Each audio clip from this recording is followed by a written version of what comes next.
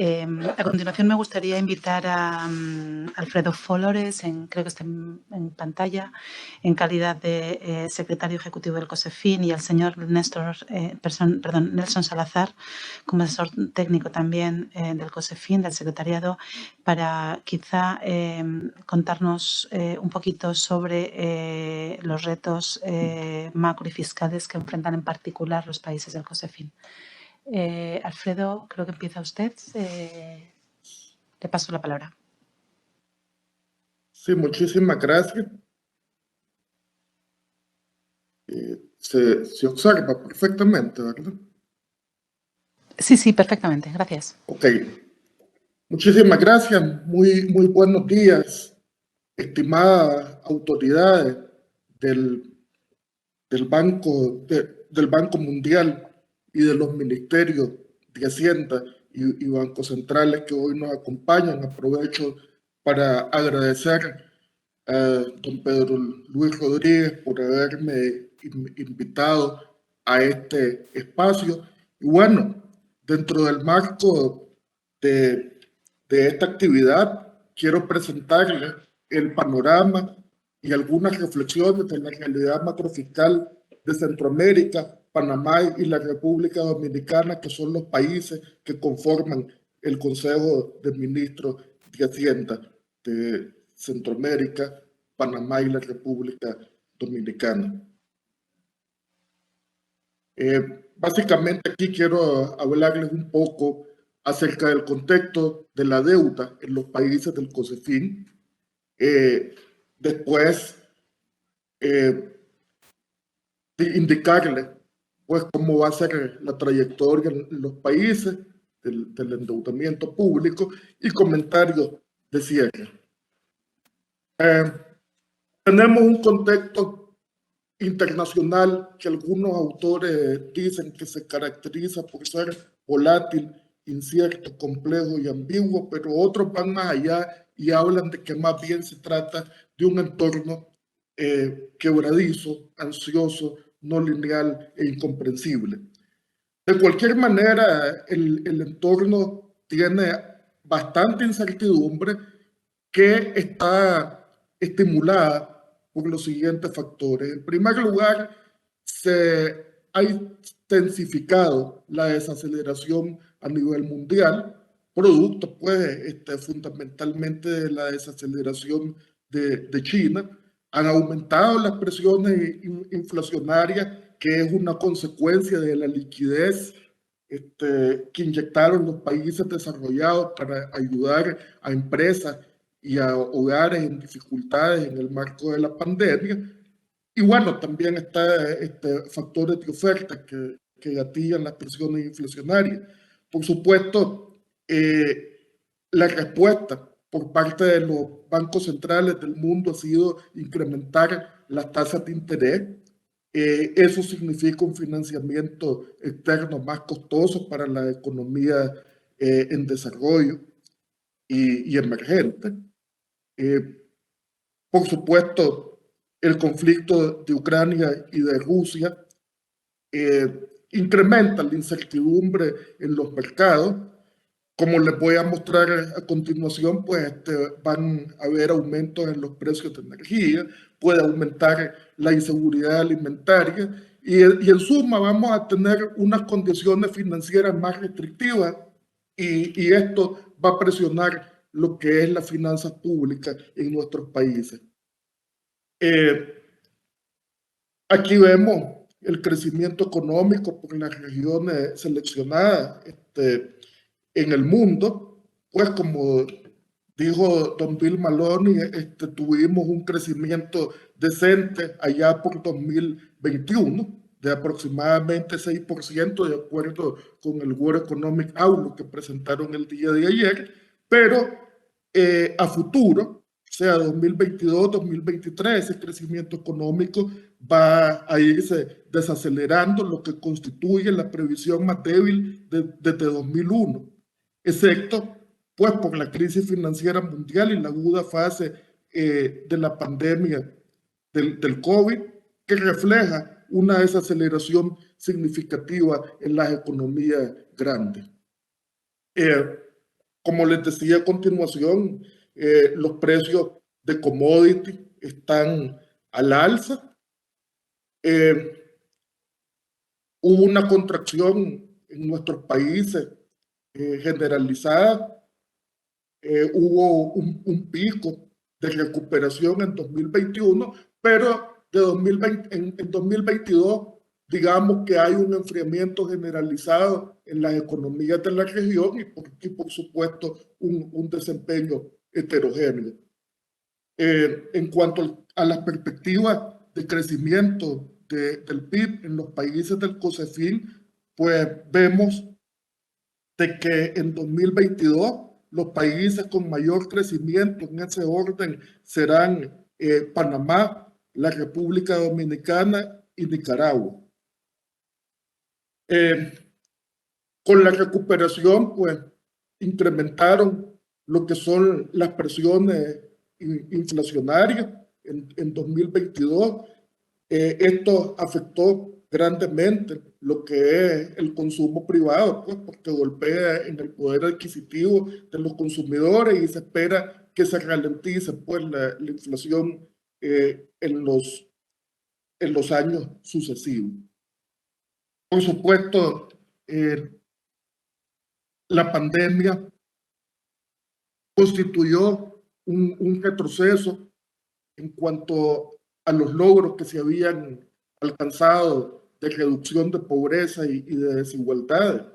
La crisis en 2020 pues exacerbó las tasas de pobreza, como podemos ver aquí. Con la recuperación se redujeron, pero en algunos países, a pesar de la reducción de la pobreza, pues no se llegan a los niveles precrisis. Y pues es heterogéneo el comportamiento de la pobreza en la región, registrándose fundamentalmente en Guatemala y Honduras los índices más altos de este indicador. En cuanto al déficit fiscal, pues Costa Rica, Panamá y Belice tienen una senda descendente de este indicador. República Dominicana, Guatemala, Honduras y Nicaragua tienen una trayectoria mayoritariamente descendente del indicador, pero con fluctuaciones probables. Y en El Salvador se estima un incremento del indicador hacia el año 2024. Por supuesto,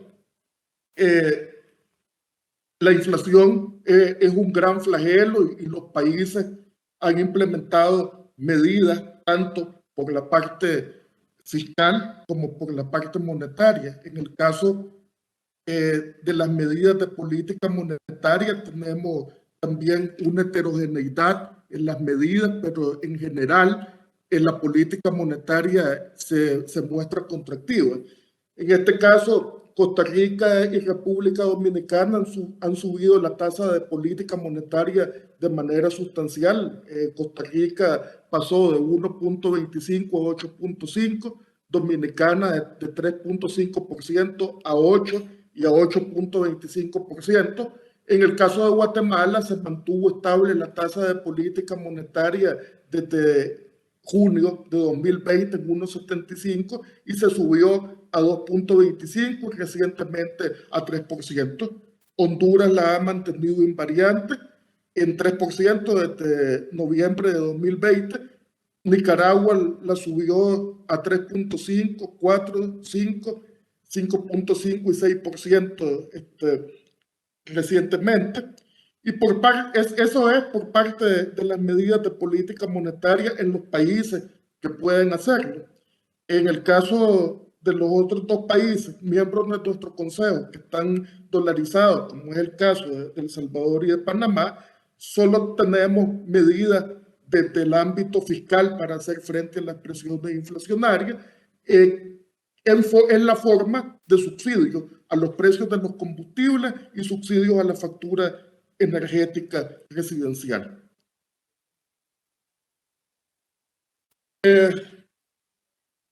En el 2020, pues, para atender la pandemia, la mayoría de los países aumentaron su gasto en protección social, elevando, por supuesto, los niveles de endeudamiento.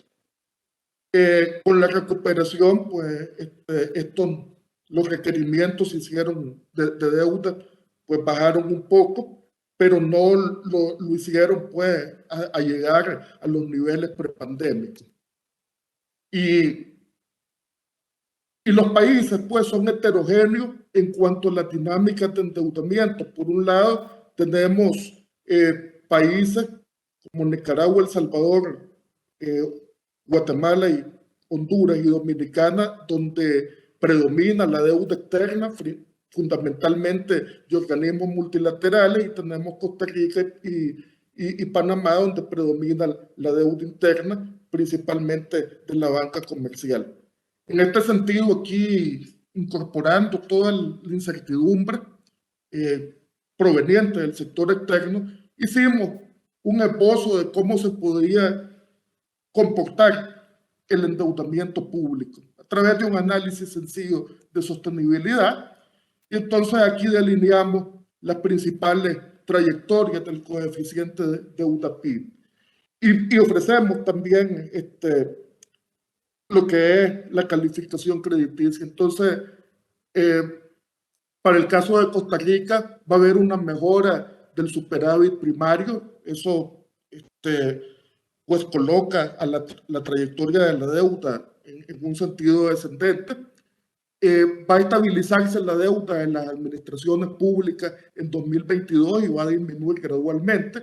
Hay una mayor confianza en el compromiso político de mantener la consolidación fiscal para situar la trayectoria de deuda PIB a la baja, y esta es la opinión de las calificadoras para el caso de Costa Rica al segundo trimestre de 2022. La ubican en calificación B+, B2 y B+, con perspectiva estable y también negativa. En el caso de El Salvador, pues tenemos una trayectoria ascendente. Hay un crecimiento moderado del PIB, producto de los bajos niveles de inversión. Van a haber persistencia en los déficits. Hay un servicio de la deuda que es un poco oneroso, pero digamos que las remesas familiares van a actuar como un amortiguador de esto. Y esta es la puntuación que dan las calificadoras de riesgo para la deuda soberana de El Salvador. En el caso de Guatemala, pues vemos una trayectoria de la deuda descendente. Las calificadoras reconocen que ha habido sólidos resultados macroeconómicos y una política fiscal prudente.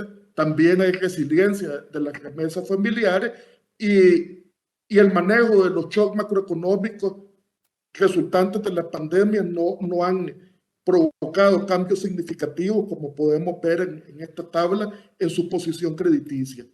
En el caso de Honduras, hay resiliencia de las remesas familiares. Se tiene que más del 50% de la deuda es con multilaterales, y la ampliación del programa de préstamos con el Fondo Monetario proporciona un financiamiento a bajo costo, y en este caso, pues esta es la calificación que dan dos de las tres calificadoras de riesgo. En el caso de Nicaragua, tenemos que existe una dinámica favorable de la balanza de pago que ha llevado a incrementar los saldos de reservas internacionales que están por encima de los niveles anteriores a 2018, y vemos un déficit fiscal manejable que se traduce en una trayectoria estable del coeficiente de deuda-PIB, y aquí tenemos pues la calificación de la deuda soberana que tampoco pues ha variado mucho.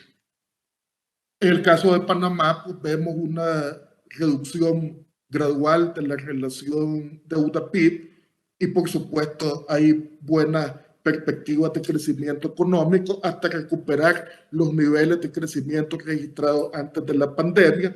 Por supuesto, aquí la economía panameña pues tiene grado de inversión a como reflejan los ratings.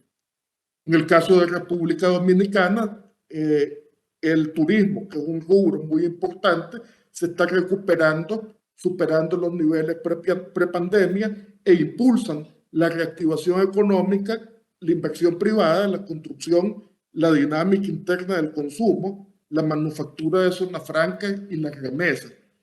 Y esta es la calificación que dan las agencias. A manera de comentario de cierre, yo creo que en el futuro próximo los países del COSEFIN tendrán diferentes necesidades de financiamiento. Sin embargo, todos los países convergen en reconocer la necesidad de implementar acciones destinadas, en principio, a incrementar la recaudación tributaria, a disminuir la evasión fiscal, a mejorar, por supuesto, la eficiencia del gasto público, a incorporar un enfoque de resiliencia y adaptación al cambio climático en los proyectos de inversión pública. Yo le añadiría a esto, a incrementar la protección social, la gobernanza efectiva y el financiamiento para el desarrollo, para que no nos desviemos de la senda de los objetivos de desarrollo sostenible. Quiero mencionar pues que el contexto internacional, los niveles de precios y las tasas de interés van a continuar siendo un factor determinante en el crecimiento económico de los países de la región. La profundización de los espacios de integración regional y el fortalecimiento de las finanzas públicas asegurarán la capacidad de los países para navegar positivamente en esta coyuntura internacional incierta. Quiero terminar mencionando que el Programa de las Naciones Unidas para el Desarrollo, en un informe reciente, sugirió el alivio de la deuda a 54 países, entre los que se incluyen algunos países de la región, y ellos afirman pues que si no se logra una reestructuración, podría incrementarse la pobreza y por supuesto no se podrían materializar inversiones en capital físico y en capital humano fundamentales para, por un lado, colocar a los países en la senda del desarrollo sostenible y por otro lado, para hacer inversiones necesarias para protegerse de los efectos del cambio climático. Con esto cierro y agradezco nuevamente la oportunidad de participar en estos espacios. Muchas gracias.